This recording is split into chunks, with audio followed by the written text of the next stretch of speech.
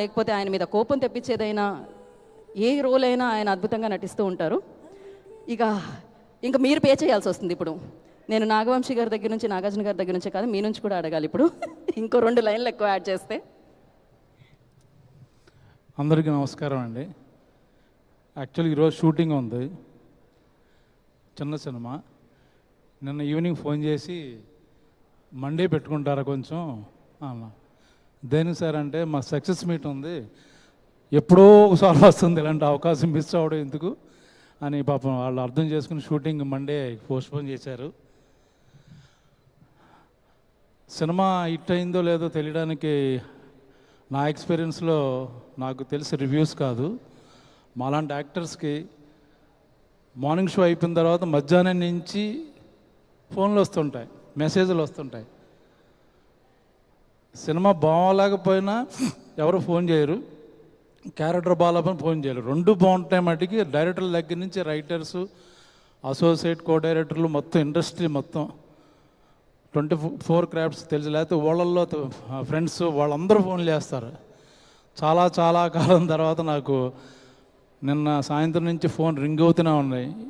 ఈరోజు కూడా చాలా మెసేజ్లు. దాన్ని బట్టి సినిమా బాగా అందరికీ నచ్చుతుంది అని కన్ఫామ్ చేసుకున్నమాట. నచ్చేసింది, ఇట్స్ గోయింగ్ టు బి ఇంకా బ్లాక్ బస్టర్ అని అర్థమైపోయింది. నన్ను ఈ క్యారెక్టర్లో ఊహించాడు డైరెక్టర్, చాలా థ్యాంక్స్ చెప్పాలి. మెసేజ్ల తర్వాత చూసుకోవచ్చు, మళ్ళీ రాదు ఇలాంటి అవకాశం.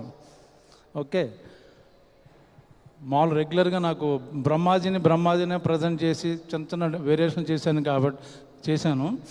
బట్ చాలా కాలం తర్వాత ఇప్పుడు నాగార్జున గారు నాకు చాలా తృప్తిగా ఉంది అన్న, నాకు కూడా చాలా తృప్తిగా ఉందండి.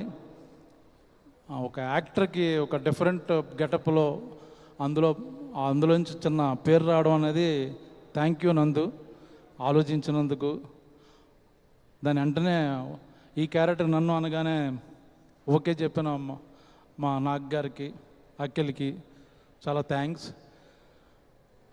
నేను షూటింగ్లో అఖిల్తో అనేవాడిని, బ్లాక్ బస్టర్ సినిమాలో ఉండాలంటే సోలో ఓన్లీ 1 క్యారెక్టర్ మీద ఎప్పుడు బ్లాక్ బస్టర్ రావు, ఒక సూపర్ హిట్లు అవుతాయి ఎంత తప్పించి. చాలా క్యారెక్టర్లు బాగుంటేనే అని చెప్పాను, అది మళ్ళీ ప్రూవ్ చేసింది. సో మెనీ బ్యూటిఫుల్ క్యారెక్టర్స్, దేన్ని తక్కువ చేయలేము. ఏది బాగుందంటే అన్నీ బాగున్నాయి. అన్ని క్యారెక్టర్ల మధ్య మొత్తం మార్క్స్ కొట్టేశాడు అఖిల్. అది పెద్ద ఛాలెంజింగ్, ఎందుకంటే అందరూ వెయిట్ తీసుకున్నారు, దీనికి నేను పంచుకున్నారు. బట్ లాస్ట్ 15 మినిట్స్ నిజంగా ఏడిపించేసాడు మొత్తం థియేటర్లో. నేను ఎక్స్పెక్ట్ చేయలేదు అఖిల్ అంత బాగా. అంటే నీతో యాక్ట్ చేశాను కానీ ఈ సినిమాలో మా అందరిని మోసం చేసావు. చాలా సైలెంట్గా యు కిల్డ్ ఎవరీవన్. ఇంకా పక్కన హీరోయిన్ గురించి చెప్పాలంటే మొన్న లైట్స్ అక్కర్లేదన్నాను. హీరోయిన్ గురించి ఇంకొకసారి సినిమా చూడాలనిపిస్తుంది. అమ్మాయి క్లోజప్లు కానీ అతని పెర్ఫార్మెన్స్ కానీ అంత బ్యూటిఫుల్, అంత గొప్ప టాలెంటెడ్ ఉన్న అమ్మాయితో నా కాంబినేషన్ చేశాను. చాలా చాలా చాలా భవిష్యత్తు ఉంది అమ్మాయి, చాలా పెద్ద రేంజ్లోకి వెళ్ళిపోద్ది.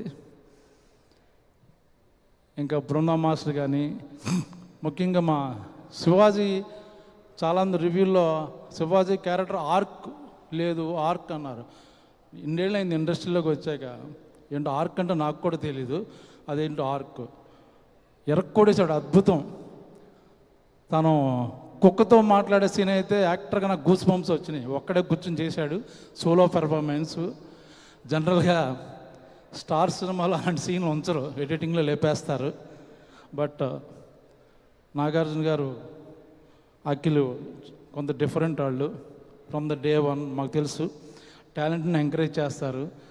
బాగా చేస్తున్నారంటే ఇంకా నాగ్ గారు ఇంకా క్లోజప్ పెట్టండి బ్రహ్మాజీకి, లేకపోతే ఇంకా తీయండి, అలా అన్ని క్యారెక్టర్ మీద శ్రద్ధ తీసుకున్నారు. ఓన్లీ అఖిల్ ఏదో హిట్ కావాలని కాదు.